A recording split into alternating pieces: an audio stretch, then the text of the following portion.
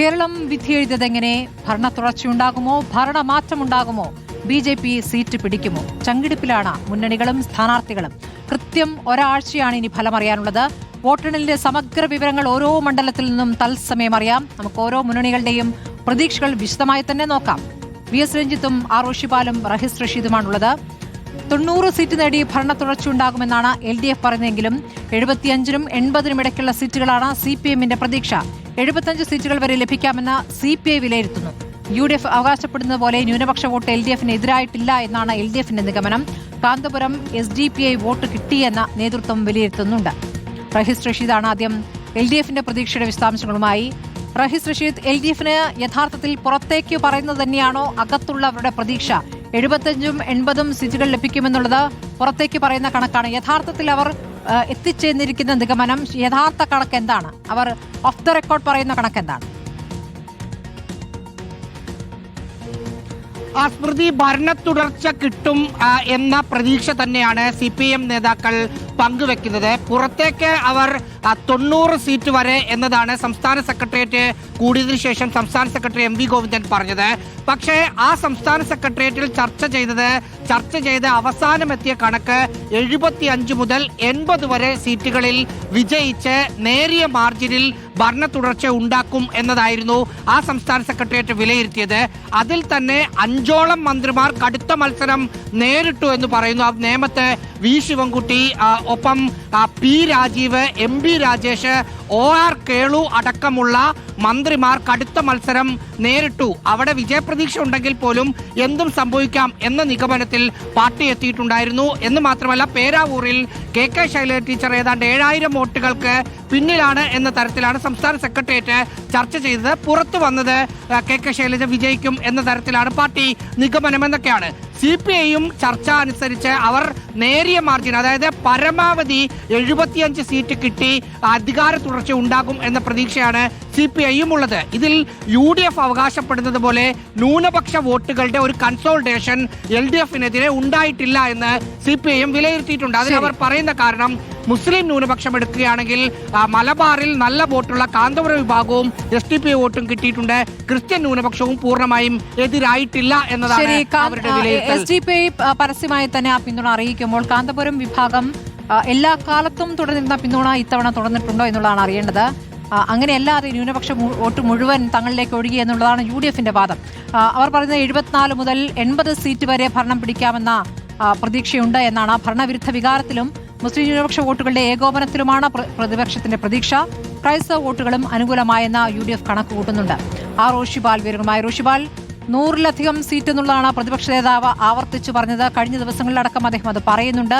പക്ഷേ യഥാർത്ഥമായ വിലയിരുത്തൽ 90-ന് മുകളിൽ എന്നുള്ളതാണോ, അതോ ഈ പറഞ്ഞ 74 മുതൽ 80 വരെ എന്നുള്ളതാണോ? ലീഗ് പരസ്യമായി പറഞ്ഞത് 85 വരെ സീറ്റ് എന്നുള്ളതാണ്. അമിത പ്രതീക്ഷ പുറത്തേക്ക് പറയുന്നില്ല. പക്ഷേ ഭരണം ലഭിച്ചു കഴിഞ്ഞ ശേഷമുള്ള കാര്യങ്ങൾ വരെ പദ്ധതികളിലുണ്ട്. അത്തരത്തിലുള്ള പ്രതികരണങ്ങളടക്കം വന്നുകൊണ്ടിരിക്കുകയാണ്. ഋഷിപാൽ, സ്മൃതി, ഈ തവണ നിയമസഭാ തെരഞ്ഞെടുപ്പിൽ വിജയം ഉറപ്പിച്ചു തന്നെയാണ് UDF കാത്തിരിക്കുന്നത്. 74 മുതൽ 80 സീറ്റുകൾ വരെ ഉറപ്പാണെന്ന് UDF നേതൃത്വം വിലയിരുത്തുന്നുണ്ട്. അത് ഏറ്റവും കുറഞ്ഞ സീറ്റുകളാണ്. ഒരുപക്ഷെ വലിയൊരു ഭരണവിരുദ്ധ വികാരമുണ്ടെങ്കിൽ ഇതിനേക്കാൾ കൂടുതൽ സീറ്റുകൾ ലഭിക്കുമെന്നും കണക്ക് കൂട്ടുന്നു. പരമാവധി 90 സീറ്റ് വരെ ലഭിക്കാനുള്ള സാധ്യതയുമുണ്ട്. ഏതായാലും നിലവിലെ സാഹചര്യത്തിൽ UDF-ന് അനുകൂലമായി ക്രൈസ്തവ മുസ്ലിം ന്യൂനപക്ഷ വോട്ടുകൾ ഏകോപിപ്പിക്കപ്പെട്ടു എന്ന വിലയിരുത്തലാണുള്ളത്.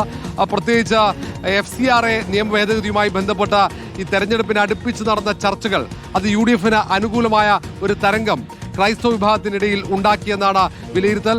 ഏതാണ്ട് 10 വർഷക്കാലം പിണറായി വിജയൻ സർക്കാരിനെതിരെയുള്ള ഒരു വികാരം ജനങ്ങൾക്കിടയിലുണ്ട്. ആ ഭരണവിരുദ്ധ വികാരത്തിലാണ് UDF-ന്റെ പ്രതീക്ഷയും ആത്മവിശ്വാസവും എല്ലാം.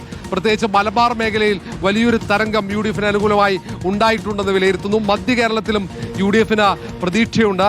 പ്രതീക്ഷിക്കാതെ പല മണ്ഡലങ്ങളിലും LDF-ന്റെ കരുത്തരെന്ന് അവർ അവകാശപ്പെടുന്ന നേതാക്കൾ പരാജയപ്പെടുമെന്നാണ് വിലയിരുത്തുന്നത്. പ്രത്യേകിച്ച് തെക്കൻ കേരളത്തിലാണെങ്കിൽ UDF കണക്കൂട്ടുന്ന മന്ത്രി KN ബാലഗോപാൽ വരെ പരാജയപ്പെടുമെന്നാണ്. അതേപോലെ തന്നെ മലബാർ മേഖലയിൽ വലിയ രീതിയിൽ UDF-ന് അനുകൂലമായ ഒരു കാറ്റ് വീശിയിട്ടുണ്ടെന്ന് വിലയിരുത്തുന്നത്. അതിൽ കോഴിക്കോട്ടാണ് വലിയ പ്രതീക്ഷ UDF നേതൃത്വത്തിനും കോൺഗ്രസിനും ഒക്കെയുള്ളത്. മലപ്പുറത്ത് മുഴുവൻ സീറ്റുകളും UDF നേടുമെന്ന് അടക്കം അവകാശപ്പെടുന്നുണ്ട്. ഏതായാലും UDF അധികാരത്തിലെത്തുമെന്ന പ്രതീക്ഷയിൽ തന്നെയാണ് ചർച്ചകൾ മുന്നോട്ട് പോകുന്നത്. സ്മൃതി, ശരി ഋഷിപാൽ, 4 സീറ്റുകളിൽ വിജയിക്കുമെന്ന പ്രതീക്ഷയാണ് BJP മുന്നോട്ട് വയ്ക്കുന്നത്. നേമം, കഴക്കൂട്ടം, കാസർഗോഡ്, മഞ്ചേശ്വരം സീറ്റുകളിലാണ് പ്രതീക്ഷ.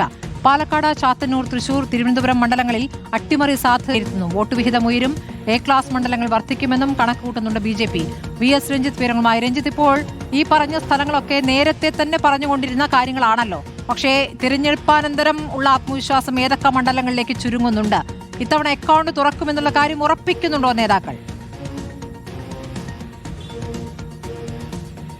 സ്മൃതി, അനുകൂല സാഹചര്യം എന്നാണ് കഴിഞ്ഞ കോർ കമ്മിറ്റി പറഞ്ഞിട്ടുണ്ടായിരുന്നത്. കാരണം BJPക്ക് വലിയ മുൻകൈയുള്ള മേൽക്കൈയുള്ള ത്രികോണ മത്സരം നടക്കുന്ന മണ്ഡലങ്ങളിൽ സാധാരണഗതിയിൽ അവിടെ ഒരു ഇടത് വലത് ധാരണയുണ്ടാവുകയും ജയിക്കാൻ സാധ്യതയുള്ള കക്ഷിക്ക് വോട്ട് മറിച്ചു കൊടുക്കുന്ന സാഹചര്യം ഉണ്ടാവുകയും അങ്ങനെയാണ് പാലക്കാട്ടും നേമത്തുമൊക്കെ BJP പരാജയപ്പെട്ടു പോയതെന്നാണ് BJPയുടെ കണക്കുകൂട്ടൽ. ഇത്തവണ അത്തരം ഒരു വോട്ട് മറിക്കൽ അല്ലെങ്കിൽ ഒരു ധാരണ UDFും LDFും തമ്മിൽ ഉണ്ടായിട്ടില്ല. ത്രികോണ മത്സരം നടക്കുന്ന മണ്ഡലങ്ങളിലൊക്കെ തന്നെ 3 മുന്നണികളും അവരവരുടെ വോട്ടുകൾ പിടിച്ചിട്ടുണ്ട്. അതുകൊണ്ട് തന്നെ ഒരു കൺസോളിഡേഷൻ ഉണ്ടാവാത്ത സാഹചര്യത്തിൽ BJPക്ക് ജയസാധ്യതയുണ്ട് എന്നുള്ളതാണ് BJP കണക്കാക്കുന്നത്. 0 മുതൽ 4 സീറ്റ് എന്നുള്ളതാണ് കണക്ക്. 0 അവിടെ ഒരു സാധ്യതയായി തന്നെ നിലനിൽക്കുന്നു. പക്ഷേ 4 സീറ്റ് വരെ ജയിക്കാൻ സാധ്യതയുണ്ട് എന്നുള്ളതാണ് BJP ഏറ്റവും ഒടുവിലെടുത്ത കണക്ക്. അതിൽ നേമവും കഴക്കൂട്ടവും 1ഉം 2ഉം സ്ഥാനത്തുണ്ട്.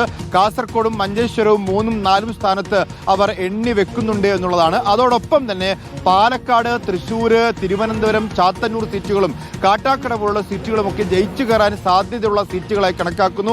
10 സീറ്റുകളാണ് അവർ ഏറ്റവും വലിയ മുന്നേറ്റം പ്രതീക്ഷിക്കുന്ന സീറ്റുകൾ. അതിൽ വട്ടിയൂർക്കാവും തിരുവല്ലയും ഉൾപ്പെടെയുള്ള സീറ്റുകളുണ്ട്. ഏതായാലും ഇത്തവണ ഒരു തുടർഭരണം CPMഉം ഭരണത്തിൽ തിരിച്ചെത്താൻ UDFും ആഗ്രഹിക്കുമ്പോൾ ഒരു തരത്തിലും അഡ്ജസ്റ്റ്മെന്റുകൾ നടന്നിട്ടില്ല, അടിയൊഴുക്കുകൾക്ക് സാധ്യതയില്ല. അതുകൊണ്ട് BJPയുടെ വോട്ടുകൾ പിടിച്ചു ജയിച്ചു കയറാൻ സാധിക്കുന്നിടത്ത് ജയിക്കാം എന്നുള്ളതാണ് BJP ഇപ്പോൾ കണക്കാക്കുന്നത്. ശരി, VS രഞ്ജിത്തും അറോഷിപാലും ഒപ്പം തന്നെ അർഹിസ് റഷീദുമാണ് വിവരങ്ങൾ നൽകിയത്. ആത്മവിശ്വാസത്തിന്റെ പ്രതികരണങ്ങൾ വരുമ്പോൾ ഇനി വെറും 7 ദിവസം, ഒരാഴ്ചയേ ഉള്ളൂ വോട്ട് വിധി അറിയാൻ എന്നതാണ് നമുക്ക് ഇപ്പോൾ നൽകാവുന്ന സൂചനകളുടെ വിവരങ്ങളാണ് നൽകിയത്.